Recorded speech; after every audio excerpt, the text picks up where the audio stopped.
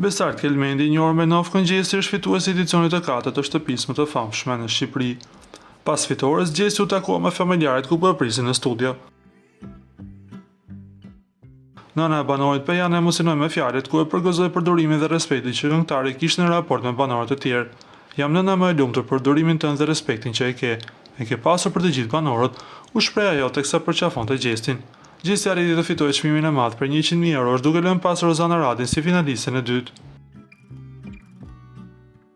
Por ajo që u vure më shumë ishte takimi i Eglit me prindërit e Gjestit, një video që po qarkullon gjerësisht në rrjetet sociale ka tërhequr vëmendjen e publikut. Nëna e Gjestit duket se e pret Eglin me një qëndrim të ftohtë, gjë që ka ndezur debatet në komente. Shumë nga fancat kanë menduar se familja e Gjestit nuk është dakord që Egli të lidhet me Gjesin, ndërsa Gjesi nga ana tjetër është akoma skeptik sa i përket marrëdhënies së tyre. Se çfarë do të ndodhë me ta, na mbetet vetëm të presim.